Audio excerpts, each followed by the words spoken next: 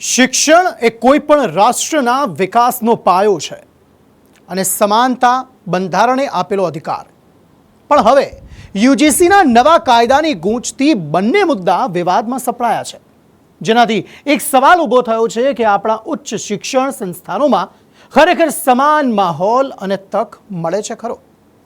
University grant commission એટલે યુજીસીએ promotion of equity higher education regulation 2026થી જાહેરાત કરી. 15 જાન્યુઆરીથી આ નવા નિયમો લાગુ થઈ ગયા, પરંતુ આ નવા નિયમોમાં ભેદભાવના આરોપ થવા લાગ્યા. 15 દિવસમાં જ આ નિયમો વિરુદ્ધ દેશભરમાં વિરોધ થતા સુપ્રીમ કોર્ટે તેના પર બ્રેક લગાવી. ત્યારે નવા નિયમો પર કેમ અને કેવી રીતે બ્રેક લાગી, જોઈએ આ રિપોર્ટમાં. યુનિવર્સિટી ગ્રાન્ટ કમિશનના પ્રમોશન ઓફ ઇક્વિટી નિયમો સામે દેશભરમાં ભભૂકેલા આક્રોશ બાદ હવે સુપ્રીમ કોર્ટે આ મામલે કડક વલણ અપનાવી નવા નિયમોના અમલીકરણ પર વચગાળાની રોક લગાવી દીધી છે. કોર્ટનું કહેવું છે કે યુજીસીના જાતિ સંબંધિત નિયમો સ્પષ્ટ નથી, નિયમોનો દુરુપયોગ થઈ શકે છે, ભેદભાવની પરિભાષા વધુ સમાવેશી હોવી જોઈએ.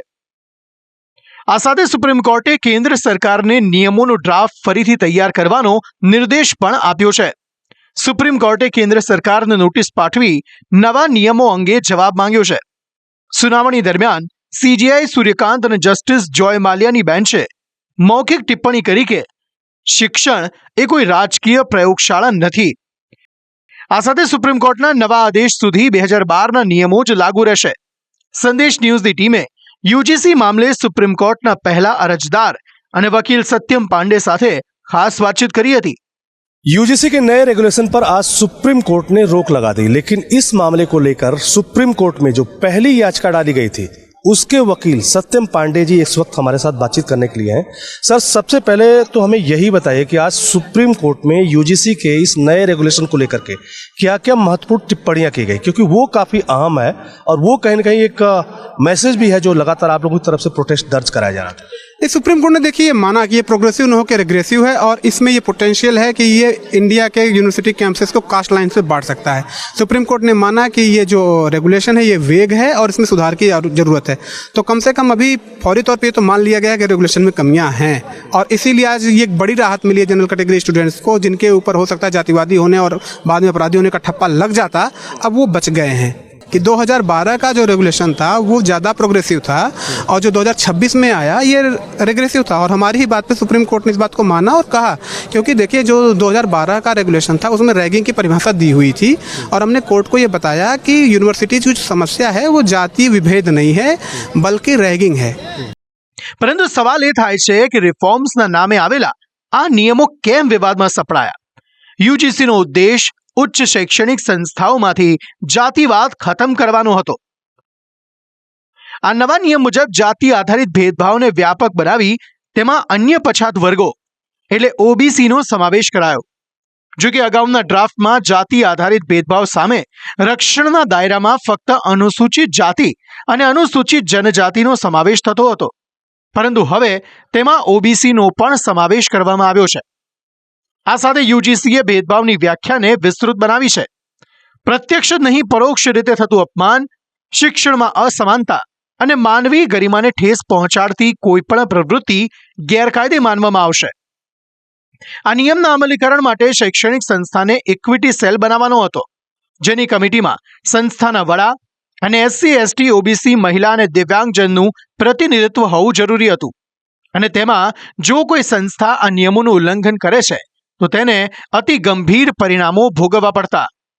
યુજીસી જે તે સંસ્થાનું ફંડિંગ રોકી શકશે, ડિગ્રી આપવાની સત્તા છીનવી શકશે, સંસ્થાની માન્યતા પણ રદ કરી શકે. આટલી કડક જોગવાઈ હોવા છતાં વિરોધ કેમ? વિરોધનું મુખ્ય કારણ સુરક્ષા કવચનો અભાવ છે. જનરલ કેટેગરીના વિદ્યાર્થીઓનો તર્ક છે કે 2012ના નિયમોમાં જો કોઈ ખોટી ફરિયાદ કરે તો ફરિયાદીને સજાની જોગવાઈ હતી, જે 2026ના નિયમોમાં હટાવી દેવામાં આવી છે. આનાથી ખોટા આરોપો લાગવાનો ભય વધ્યો છે. હવે શિક્ષણવિદો પણ આશા રાખી રહ્યા છે કે સુધરેલા નિયમો સંતુલિત હશે હવે સંશોધન કરીને અને જે ક્ષતિઓ જે ધ્યાને આવી છે સમાજને અને જે વિદ્યાર્થી આલમમાં એ હવે સુપ્રીમ કોર્ટ સુધી પહોંચશે અને ઓલરેડી પહોંચી છે. તો શિક્ષણ જગત અને શિક્ષણ મંત્રી અને બાકી બધું જે આ યુજીસી આની અંદર ગહન ચિંતન કરશે અને સામાન્ય વર્ગના સૂચનો ત્યાં સુધી પહોંચશે તો એકદમ સરસ રીતે આ એક્ટ છે એનું નિર્માણ થશે. આ અધિકાર આપવા માટેનો, હક આપવા માટેનો આ એક્ટ હતો. તો જો સંશોધન થઈને આવશે તો કોઈને અન્યાય ન થાય.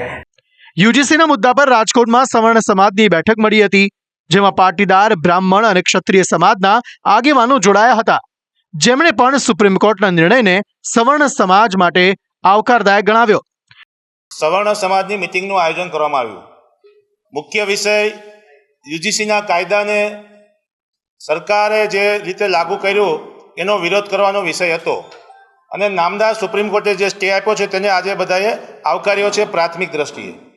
હજુ પણ આ કાયદો જડમૂળમાંથી સરકાર ફેરફાર કરી અને જે 2012ના કાયદા મુજબ સવર્ણ સમાજ અને કોઈ પણ સમગ્ર સમાજને અન્યાય ન થાય એ રીતે બનાવે એના માટેનું આજે અહીંયા ઠરાવ કરવામાં આવ્યો.